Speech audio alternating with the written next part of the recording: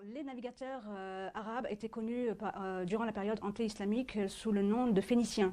Ce nom de Phéniciens leur est venu des Grecs qui les avaient surnommés ainsi du fait de la peinture qu'ils utilisaient pour teindre leurs bateaux. De plus, les Arabes cananéens, donc également phéniciens, étaient les premiers en Grèce. Donc, d'ailleurs, ils ont laissé un certain nombre de villes qui portaient leur nom. Et lorsque les Hellènes les ont attaqués, ils ont cédé la place, les territoires grecs à ces fameux Hellènes, et en même temps, ils leur ont cédé les navires.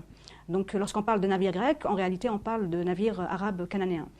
Donc déjà, par rapport à cette information, c'est très peu connu et il serait plus qu'intéressant de diffuser l'information.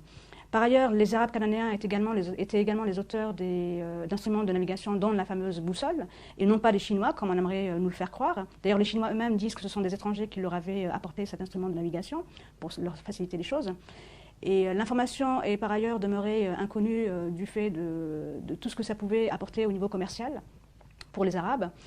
Et en ce qui concerne la période islamique, dès le 1er siècle de l'Hégire, dès d'ailleurs la période omeyyade, les Arabes, et plus particulièrement le calife omeyyade Muawiyah radiyallahu anhu, a fait en sorte de développer la flotte maritime musulmane de manière à reprendre les positions en fait, qu'occupaient les Arabes avant les Byzantins.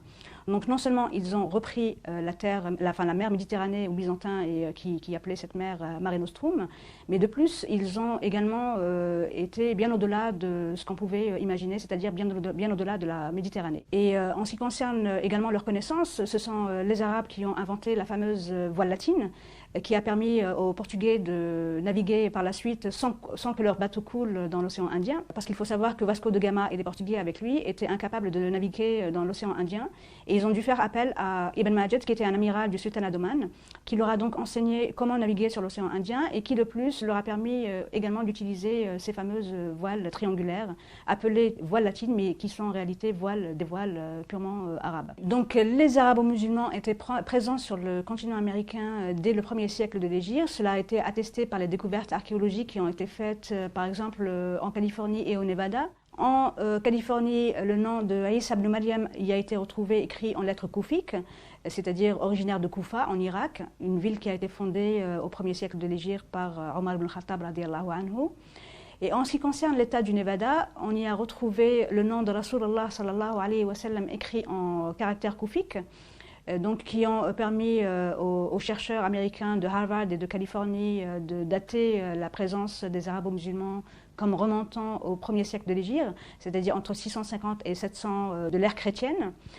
Par ailleurs, un certain nombre également de navires, d'épaves de navires ont été retrouvés au large du Honduras et du Venezuela.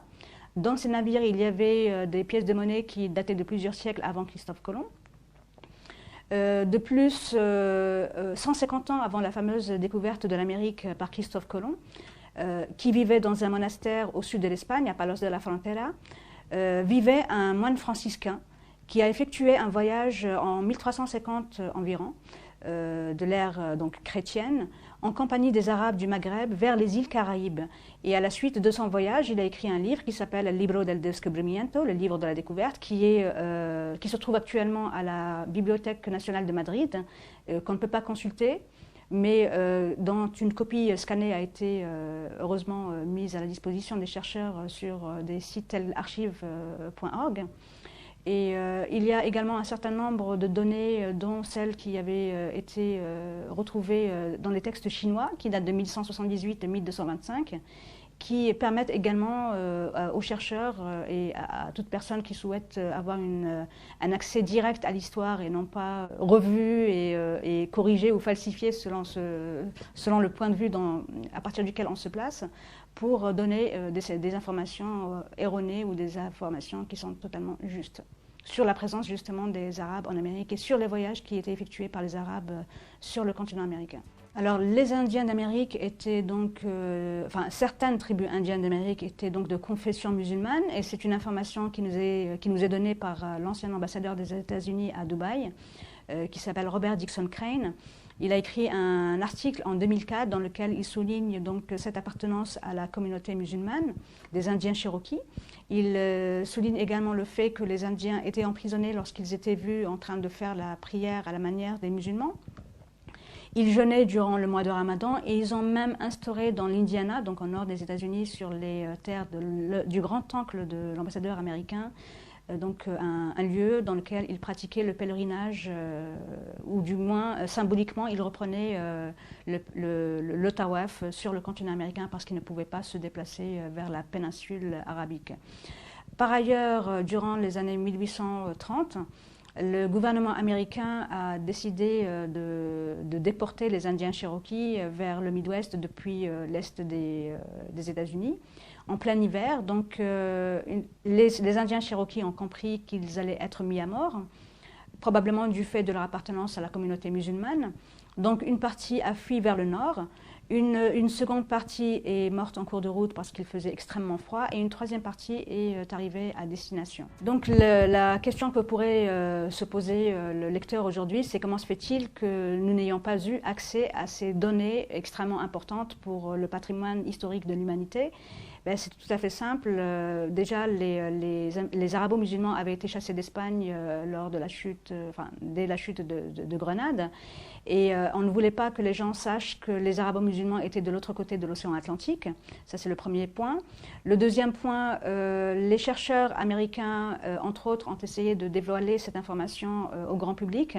Ils ont été menacés par les milieux académiques d'être licenciés et même les robinets financiers fermés si jamais ils dévoilaient la moindre information par rapport à cela. Donc ceux qui ont tout de même forcé ce blocus historique sont de grands universitaires intègres qui sont originaires de l'université de Harvard, du Smithsonian. Ils sont américains, anglais, allemands, espagnols, chinois, sud-africains, indiens. Ils sont vraiment de différentes origines. Mais en ce qui concerne les Américains, il y avait Cyrus Gordon, qui était un savant, linguiste et spécialiste d'archéologie.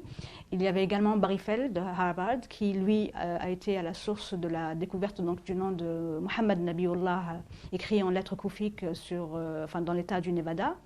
Et un certain nombre d'autres, tels Alexander von Bütow, qui est allemand, et qui a justement consacré le premier chapitre de son livre à cette dictature qui régnait dans le milieu universitaire américain, entre autres. Par ailleurs, et pour conclure, le cinéma américain nous a habitués à voir des Indiens à demi nus avec des plumes sur la tête dans leurs films westerns. Et il s'est avéré, à travers mes recherches, que les Indiens d'Amérique étaient loin d'être à moitié nus, avec tous des plumes sur la tête. Ils portaient des djellabas, comme vous pouvez d'ailleurs le voir sur cette photo, ainsi que des turbans qui soulignaient leur appartenance ethnique arabo-musulmane.